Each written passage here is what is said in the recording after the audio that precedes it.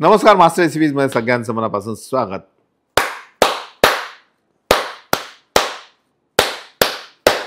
अशा टाळ्या जर आपण दिवसातून मला वाटतं 10 वेळा 3-3 अशा वाजवल्या तर अंगात एक फ्रेशनेस येतो, रक्ताभिसरण चांगलं होतं वगैरे असं आम्हाला सकाळी आम्ही लाफ्टर क्लबमध्ये जातो कधी कधी तर आमचे गुरुजी सांगतात. आणि त्याच्याबरोबर सल्ले देणारे खूप असतात, असं करा तसं करा तसं करा. नाही, सगळ्यांचं ऐकायचं, मनाचं करायचं. पण एक छान सल्ला मी तुम्हाला आज देतोय, तो असा की टोफू तुम्हाला माहिती आहे का? तर पनीरच्या ऐवजी टोफू आपण ट्राय करू. टोफू हा इझिली घरच्या घरी सुद्धा बनवू शकतो आणि त्याच्यामध्ये प्रोटीन कंटेंट्स छान असतात, जास्त असतात. थोडं कधी कधी वाटतं की नाही पनीर की मजा इसमें नाही, पण मजा नाही तरी पण मजा आहे.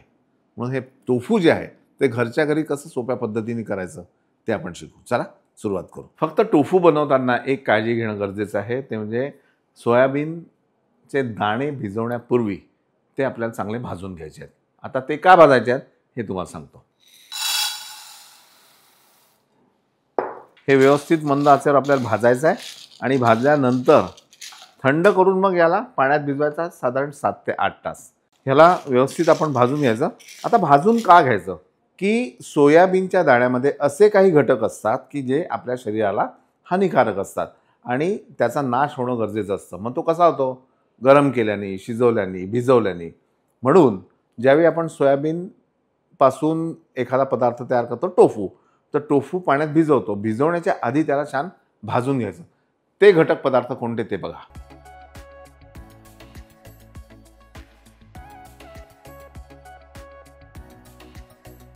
आता हे भाजून व्यवस्थित झालं, आपल्याला थंड होऊ देऊ. तोपर्यंत एक गोष्ट अजून सांगतो की सोयाबीन्स हे कुठल्या कुठल्या फॉर्ममध्ये खाऊ शकतो. एक तर भाजून, भिजवून, शिजवून त्याची उसळ खाऊ शकतो, किंवा सोया चंक्स आपण खाऊ शकतो. त्याच्यानंतर सोयापासून तयार केलेला टोफू हा प्रकारसुद्धा आपण खाऊ शकतो. तो तर आत्ता आपण बनवतोच आहे. आणि सोया मिल्क पिऊ शकतो. आता हे चांगले भाजून आपण थंड करून घेतलं आहे. याला 7 ते 8 तास आपल्याला भिजवायचं आहे.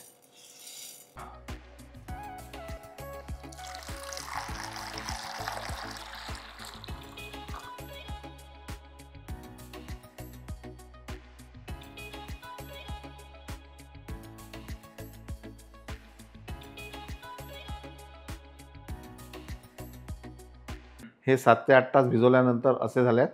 आणि होईल तेवढं खसखस असं हाताने घासून याची सालं जर मोकळी करता आली तर ती करायची. अशी ही सालं काढून टाकायची.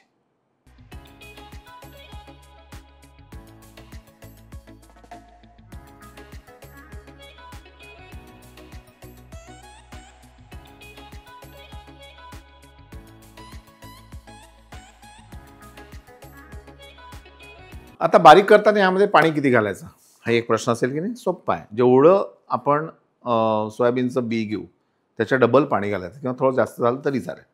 लक्षात आलं? करा. हे साधारण असं झालं. ह्याला आता अजून आपण पातळ करू आणि याचं दूध काढू. यासाठी मी एका मोठ्या भांड्यात काढून घेतो याला.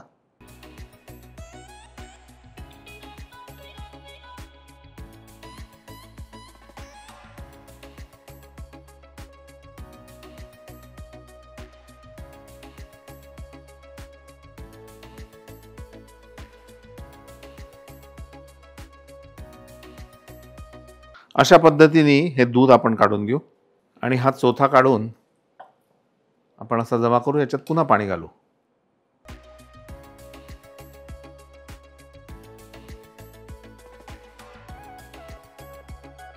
आता हे जे दूध आहे हे आपल्याला व्यवस्थित तापवून घ्यायचं आहे.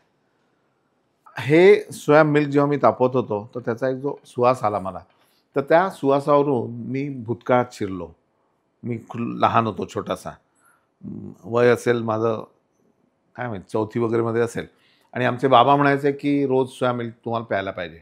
आणि तिथे आमच्या बर्डीच्या जवळ योगर्ट फूड प्रॉडक्ट्स म्हणून होतं. आणि तिथे त्या कंपनीचं नाव मला माहीत नाही, पण एक सोया मिल्क होतं. ते रंगीत वेगवेगळ्या होत्या बाटल्या. मग फ्लेवर्ड सोया मिल्क थंड, त्याच्यानंतर त्याच्यामध्ये फ्लेवर आणि गोड असल्यामुळे ते महाग होतं. आणि एक होतं साधं सोया मिल्क की त्याच्यामध्ये काहीच नाही, म्हणजे साखर नसलेलं स्वस्त मिळायचं. मग आम्ही घरून साखरेची पुडी घेऊन जायचो, त्या बाटलीत घालायचो, असं त्याला शेक करून मग ते प्यायचो. आणि तिथे ती भिंत होती नाल्याची, अजूनही आठवते.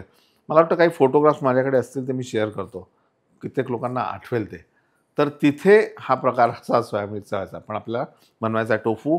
दूध व्यवस्थित बघा असं तापलेलं आहे आणि यामध्ये आपल्याला विनेगार घालायचं. विनेगार घालताना डिरेक्टली विनेगार घालू नका. एक अर्धी वाटी पाणी आणि त्याच्यामध्ये एक 5 ते 6 चमचे विनेगार घाला आणि मग हे फाडा असं. आता हे दूध असं तापलेलं आहे. ह्याचा चहासुद्धा होतो बरं का. हां, हे पाणी आणि यामध्ये आपण विनेगार घालू. साधारण अर्ध घेतलं.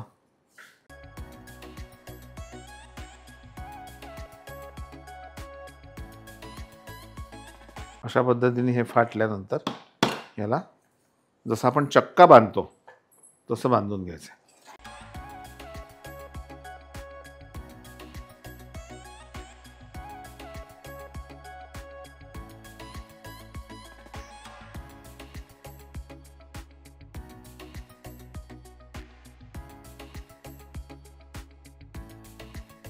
हे पाणी आपण फेकून देऊ. ह्याला आता आपण बांधून याच्यावर प्रेशर ठेवू.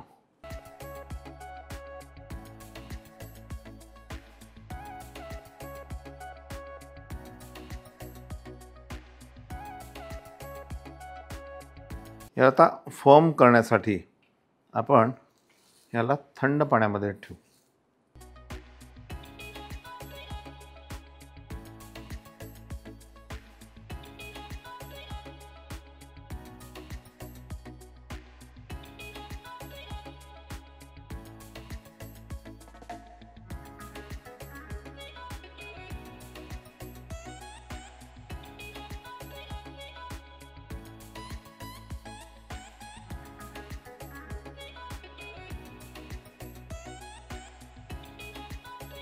तुम्ही बघू शकाल की इथून किती छान ते व्यवस्थित प्लेन असं आलं आहे की असं वाटतं जस्ट हे बाहेरूनच आणलेलं आहे की आपण याचे क्यूब्स कापू.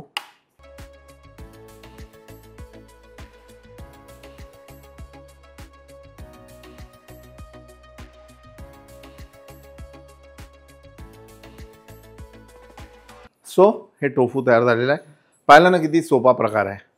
तुमच्याकडे सोयाबीन जर उपलब्ध असेल तर अगदी खेडेगावात सुद्धा हे टोफू तुम्ही बनवू शकता आणि प्रोटीनचा एक चांगला कंटेंट तुम्हाला याच्यातून मिळेल. पाहता मास्टर रेसिपीज लाईक करा, सबस्क्राईब करा, शेअर करा आणि एक गोष्ट महत्त्वाची लक्षात ठेवा, ज्या सूचना मी आधी केल्या लाईक अ टीचर तुम्हाला सांगितलं हे असतं ते असतं ते असतं, असं करा तसं करा, हे नका खाऊ ते नका खाऊ असं करा, ते लक्षात ठेवा.